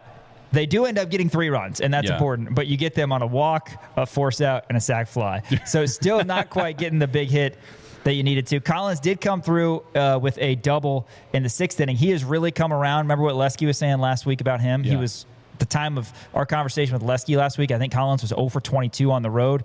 He had a great series in Seattle, 2 for 2 with a double, a walk, a couple batted in, and the Royals got what they needed from their bullpen. Well, I would say Bubich was great in this game. He only gave up 4 hits, 1 earned run, then the bullpen comes in and just completely shuts him out. John Schreiber, 2/3. He walked a guy but didn't give up a run, and then Daniel Lynch getting a chance to get extended opportunity at a save because Erceg had gone the last 2 days. He went an inning and 1/3, struck out 3. His ERA is down to 1.98. So Matt Strahm, who had a big hold earlier in the series, if he comes back around to the type pitcher that we know he can be, and then you have Lynch, that's 2 power lefties you've got, as well as Erceg, it's amazing how different it can look when guys are honestly doing their jobs. And no, some of these numbers from a team standpoint are not looking great when you look at guys like Pasquantino and Perez, but it's certainly been better the last 2 weeks. Vinny It's not great, like I said, but 188. His OPS is up to 633. He's finally hitting some long balls. Salvi's over the Mendoza line at 206, 604 OPS. Bobby's at 281.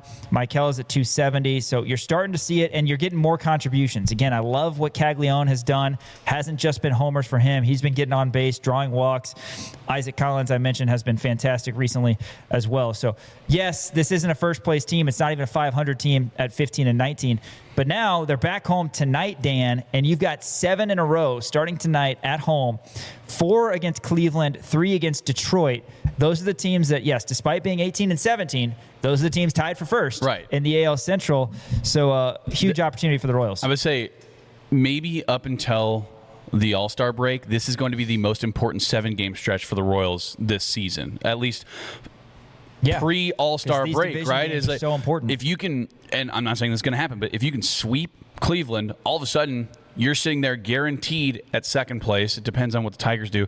And then if you go in there and win the series against the Tigers, all of a sudden you can find yourself in first place in the AL Central, and the entire season is flipped around. It's crazy after being 7 and 16. And again, we tried to remind ourselves, but when we're 7 and 16, nothing was going well. No. I mean, how could you envision anything? I mean, you thought Pasquantino and Perez would hit better, and they have a little bit. You thought maybe some other guys would come around. You thought the bullpen was better than what they've been showing. And the Royals, I think, will get Estevez back. We got to see what his velocity looks like. I'm also kind of jealous because I'm not going to these games, but they have some really cool promotions. Tonight, they're giving away the Jack Caglione Blazin' bobblehead giveaway. It's a bobblehead with fire coming off the bat. And then Friday against the Tigers, Vinny and Bobby rock, paper, scissors bobblehead giveaway. Oh, that's great. That's their celebration. I love that. And they've got both those guys on there. They've got a Nickelodeon Night slime jersey giveaway on Saturday. I know people are all about that. When is the KU day at the K? And then Nurses Weekend is going to take place on Sunday. It's actually going to be a 6:20 game on Sunday, which tells me that it's a late night game. Yeah, so Peacock's going to be carrying Dollar Dog Night 6:20 tomorrow, which is massive. Bark at the Park on Wednesday. I might take Charlie and Mac. Maybe I'll just take Charlie. Mac probably wouldn't do great. I don't see any of the college nights. I haven't heard about those. So maybe they just haven't. They may wait until later in the summer, unless that was just a one-time thing. Because I don't see. Well, they did KU Night. Yeah, they've been doing that a while. That You're right, forever. Like literally forever. They did last year. By the way, I went to this game. They had MIAA Day at the K, which was awesome. You know what? I'm gonna wear it tomorrow. I have a Royals hat. It's KC on the front, and then it has an Emporia State logo on the side. That's cool. I wear it when I golf. It is probably my favorite hat. I haven't worn. We've talked about this. You've worn more Emporia State stuff on this show than I have. I'm always wearing Emporia State stuff. Yeah. Hornets up, man. Always. Hornets up. Stingers up. Royals again. 15 and 19. They get the Guardians tonight at 6:40. Yes, I hate saying that because it's the stupidest name in all of sports. Cleveland's baseball team.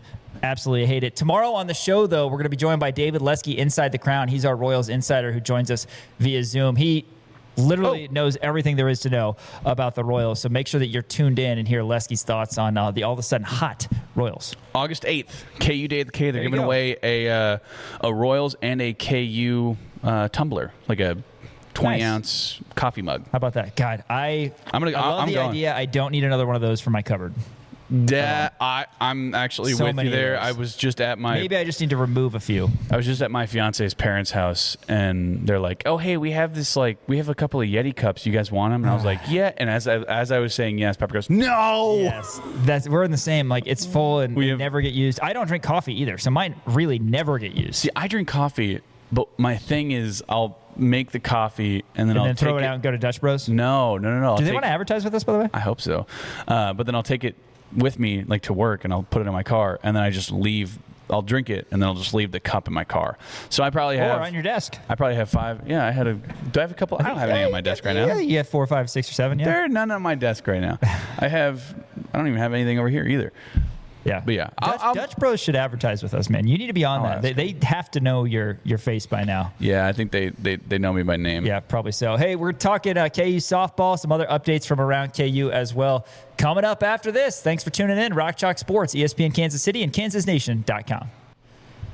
Hey, as I said, tomorrow on the show, we're going to be joined by David Lesky inside the Crown. He has a great breakdown on the Kansas City Royals. I mean, you almost want the Royals to succeed more just so David Lesky is happier. I know. He's such a good dude. I don't like him being sad. And he deserves to have a good baseball team. He knows everything about this team, not just the 26-man roster, but everybody who's injured, everybody who's coming up in the minors, and it's just a great outlook. And it's a lot more fun conversation when the Royals are getting it done, as they have been recently. And again, a big 7-game homestand starts tonight against Cleveland. KU softball, they went down to Stillwater, Dan, and they didn't win the series, but they won one game on Saturday. We knew it was going to be tough going up against Oklahoma State, and they found a way to, well, they at least won one. Yeah, Ruby Malin she is one of the best pitchers in the nation right now. She's 25-6 on the year. Just really, really impressive stuff. She actually winds up getting her 200th strikeout of the season against Kansas on Saturday, or excuse me, I think it was on Sunday.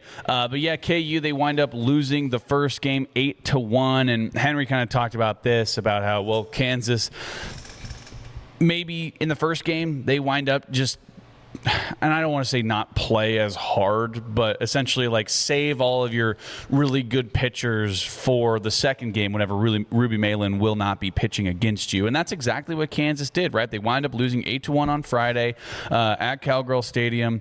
They hit 3 doubles, a 14th from Ainsley Linduff, really impressive, but Oklahoma State, they wind up giving up 4 home runs. Chloe Barber was in the circle for the Jayhawks. She pitched 4.1 innings pitched, 5 hits, 6 runs, 3 walks, 2 strikeouts. And then Saturday, that's kind of was the recipe for it was, okay, well, just don't get swept, right? And you were hoping that Kansas was going to come out of here winning the series. Kansas, they go on and they dominate Oklahoma State. They were 13th in the nation. They went 10-1 on Saturday. Really impressive outing by Lila Partridge, in the circle. 5 innings pitched, 2 hits, 1 run, 4 strikeouts for her.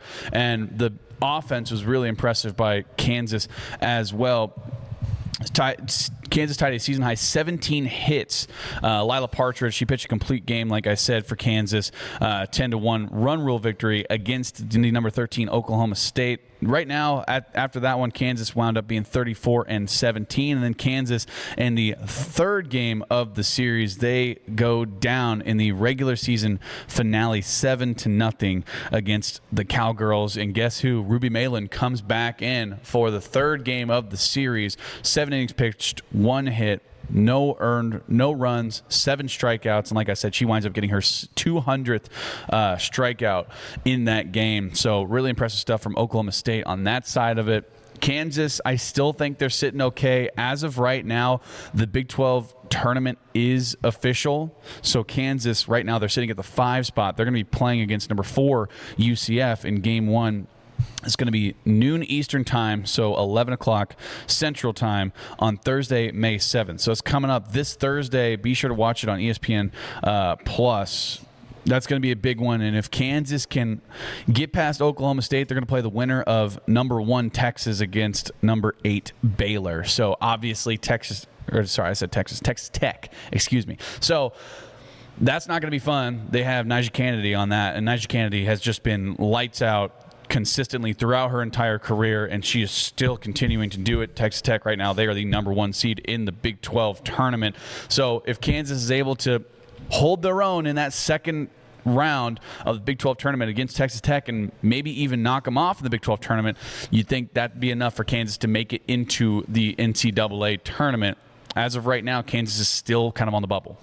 You don't really know as well as you do college basketball, for instance, from a bracketology standpoint. There's not as many outlets covering it. But we can tell you that Kansas is 41 right now in RPI, 34-18 overall. Kansas went 14-10 in Big 12 play. And as Dan said, they're going to be the 5 seed in the Big 12 tournament.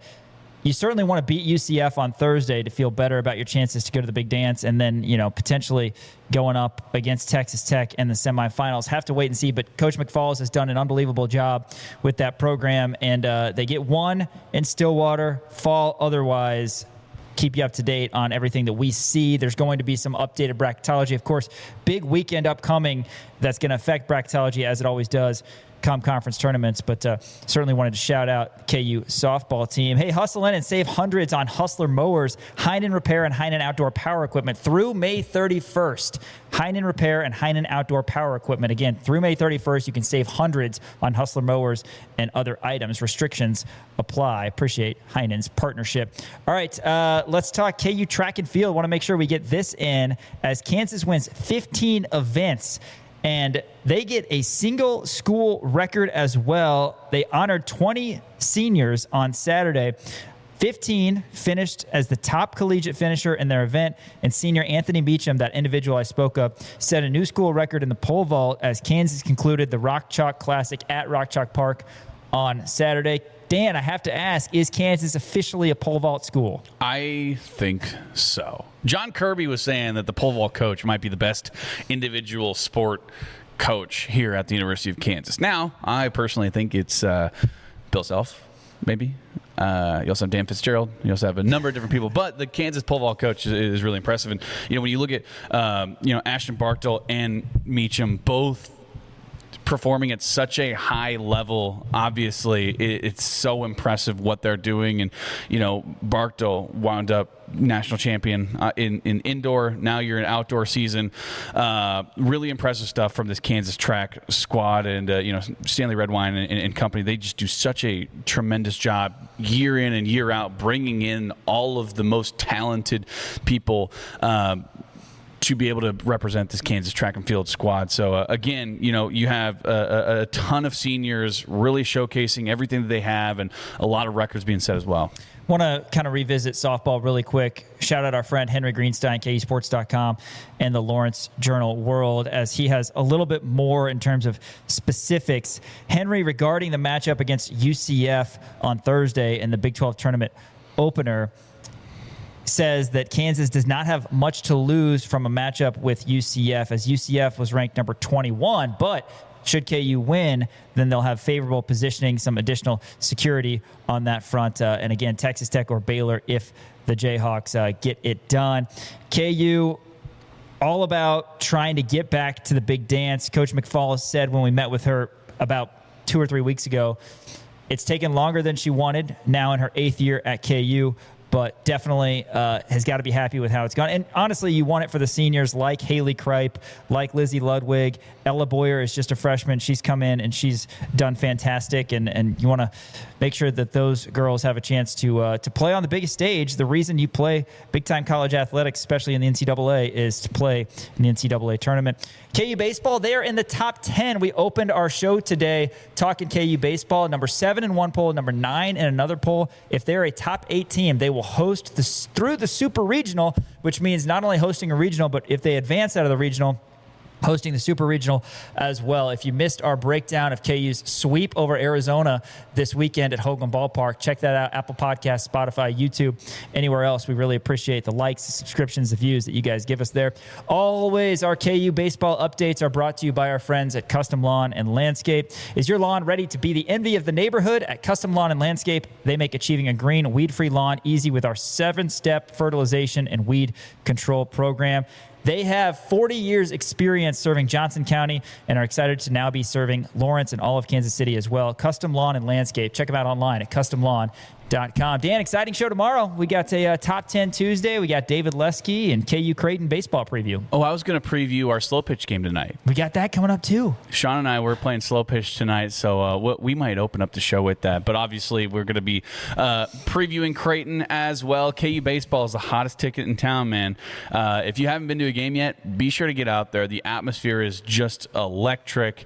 One word. Electric. That's what it is. But yeah, make sure to get out there. The time is waning, and hopefully Kansas is able to host a regional. You'll be able to get out to more KU baseball games, but go support the boys in blue. Slow pitch co-ed softball tonight. You would think the most important thing is just to avoid injuries. No, just win, baby. Slow pitch softball. Don't worry. We'll let you know how we do tomorrow to open the show. Thanks to everybody for joining us on Rock Chalk Sports. For Elijah Schmidt running the operations and Dan Courtwright, Sean Kellerman saying we'll catch you tomorrow from 4 to 6, ESPN Kansas City and KansasNation.com.